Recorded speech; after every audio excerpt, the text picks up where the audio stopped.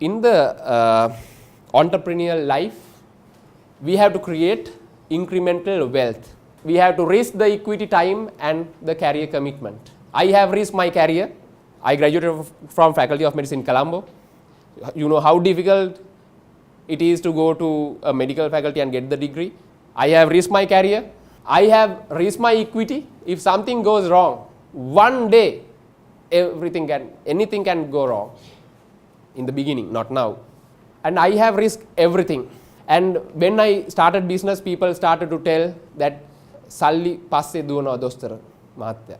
And my relations was saying, my parents, puta monada me karanne, business karanne mechchara watina dostara kamath tiyana business karanne pissuda. So I had to do a rather campaign to my parents to convince that I am doing equally good thing to the society.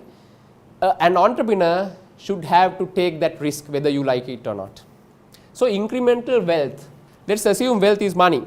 Let's say we want to open a mega mall or a network of supermarkets, mega mall levels. Can we open a small box type shop? Petti kada kiyala kiyanne, small box type of a shop. And from that profit, we'll open a small shop. From that profit, we'll open a grocery. From that profit, we'll open a mini supermarket. From that profit, can we open a bigger supermarket? From that profit, can we open a mega mall? We can. But you have to live at least 200 years. So we have to do the leapfrogging, or we have to take quantum leaps. Blue Mountain is always about quantum leaps. First, we have to change our mindset to earn 100,000 rupees per month. First, we have to develop that ability from inside. So there's something called corporate entrepreneurship. So all the corporates needs the entrepreneurial trait. Why? For the new innovations, all businesses, multinational companies, they need entrepreneurial trait people inside. CEOs to every people, right? So there's a knowledge and a skill set. So what is this knowledge and the skill set? We go to the gym, we do exercises. If we want to develop the biceps, what we do? We have some curl exercises, bicep curls. So you can see the muscle pumping. Likewise, we all have the brain. So there is no method to see whether the brain power is increasing. So you will be your own assessor or the teacher. You know, entrepreneurs should develop one skill, that is to learn from the outer world. You interact with people. When we go in an aeroplane, you get an announcement. In an unlikely event of a water landing, what do they want to say? If the plane crashes to the sea, right? But are they saying in that language, or they say it in a better word? No. So if we want to say that in a contract, that is the learning that we get from there. So we'll say there's a person here, so he wants to sign a contract with the partner, right? So he wants to put a clause, a divorce clause, right? So if he says in the time of divorce, these will be the conditions, or is it better if we say in an unlikely event of a separation, right? So what is the better terminology, right? So from where are we getting that knowledge? From the DBA or from the aeroplane? So what the entrepreneur's ability should be to have an antenna on top. So you have to be a good receiver of all those information, everything. Whether it's a teledrama, a movie, a joke, or whatever. From everything you can learn. One is that. And what is the best thing? Painda pera sita balanu. The pera sita balanu. Podda penla sita balanu. Otherwise what will happen? You can't think before you leap every time. Sometimes if you know the consequences, what is the worst case? You know something, there's something called emotional intelligence. We all know that there's something called IQ, right? So DBA level, we don't have to talk about IQ. So there's something called EQ. I know for sure that you all must be knowing about EQ. So an entrepreneur should be a person who has a EQ. IQ, definitely you have to have. But Beyond that, you have to have a good EQ. EQ means emotional quotient. That's called emotional intelligence. Entrepreneur should have the ability to read the mind. Entrepreneur should develop that ability. Nobody comes with those abilities now. So what you have to do is, you have to come with 5 guesses. So as an entrepreneur, we have to reduce all the possibilities and come to 1 or 2 possibilities. So that ability, the mind reading ability, the entrepreneur should develop. And the other people's emotions. You have to see, before you scold somebody, you have to see how his emotional level is. So we have to have that emotional intelligence level. So that we have to develop day by day, not at once. And the most difficult part is managing the time, because we don't have 200 years, managing the time. Entrepreneurs should have precise time management, not the normal time management. First, my CEO is in America. I told that I had some coaches, personal coaches. He wakes up at 4 o'clock in the morning. He's a morning man. He goes to the gym precisely for 40 minutes, not more than that or not lesser than that, 5 days per week.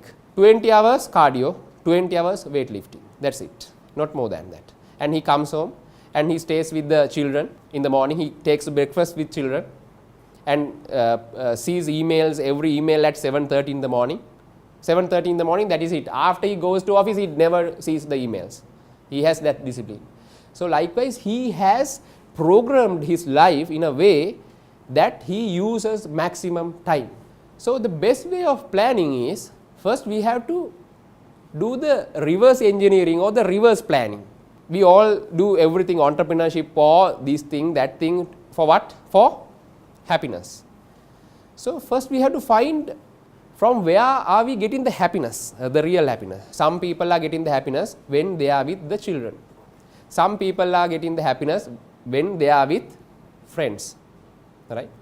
First we have to find 1 or 2 places that where we get the happiness. And first we have to allocate the time, in the month, precisely for that. Not 2-3 days. We have only few minutes now. Let's say 1 hour or 2 hours or maximum 3 hours precisely to that.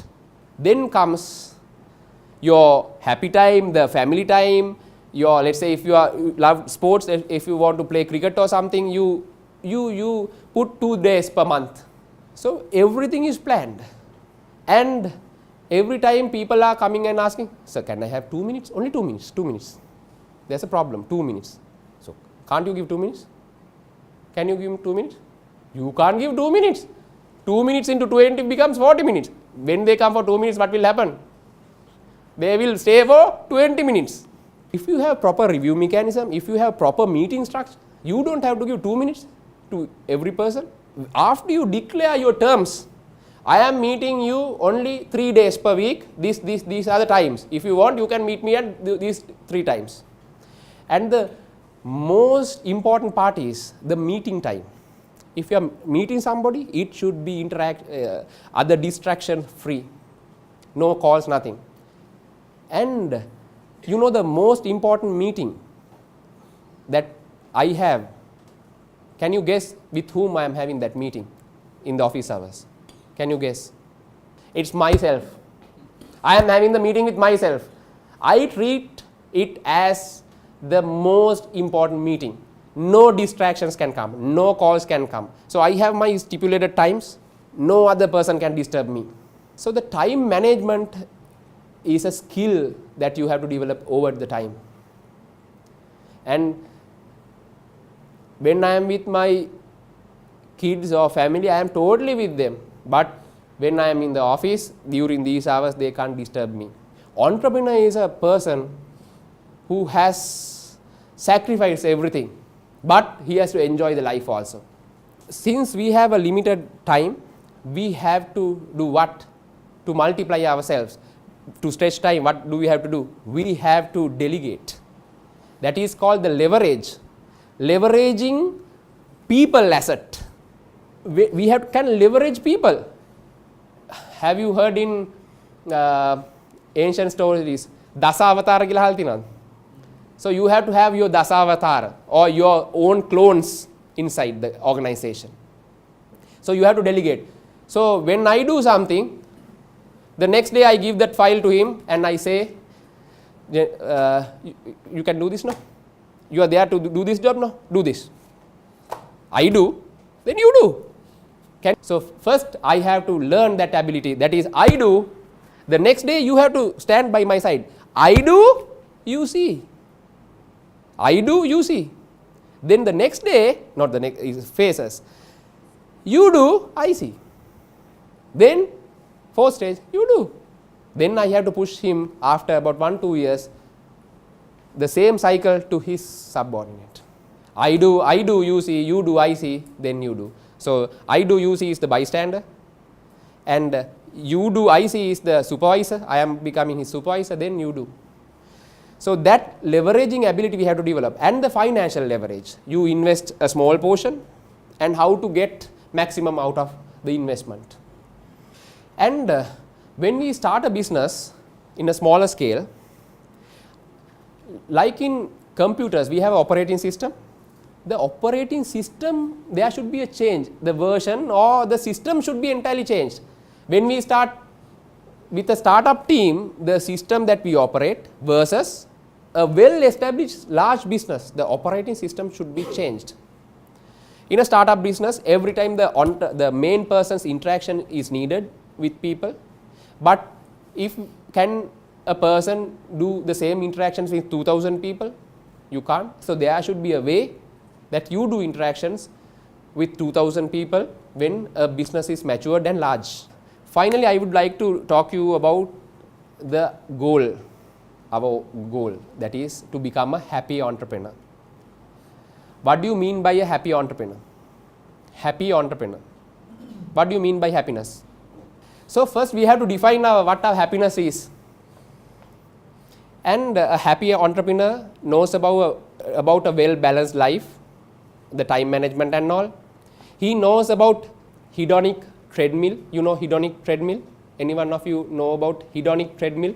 There's something called hedonic treadmill, and he knows about the rules of happiness.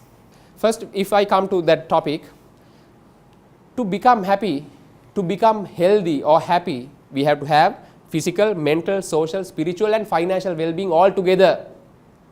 Physical well-being, without the physical well-being, what will happen? You have seen big business people with, have you seen? They are with diabetes and all, so you can't eat any sweets or they can't enjoy the life, right? But they have money. Physical well-being, the mental well-being, if you don't have a good IQ, if you don't know about the 7 habits of highly effective people, or a new way of getting early retirement. You know early retirements, people talk about early retirements. There's a new trend in early retirements. If you don't know about that, what is the need? And the social well-being, if you are not interacting with people, and if you don't have a spiritual well-being, we do everything, but we don't have a spiritual framework inside. So what's that? So we have to have all this. And the happiness, researchers, they have found the lottery winner, the 200 million, 300 million lottery winner, the happiness will last only for 6 months. Only for 6 months. We are on a treadmill. You know treadmill? We have a preset value there. Preset speed, let's say 1 to 10, let's imagine that the speed is from 1 to 10, 10 being the highest, and we all have a set value, all are having a set value of happiness, preset value. Let's say somebody is having the level 8, means he is happy, whether he wins a lottery or whatever, he is happy with that. If somebody is with the level 3, 4, whether he wins a lottery, he will say, I won only 200 million, no share. My other person won 1 billion.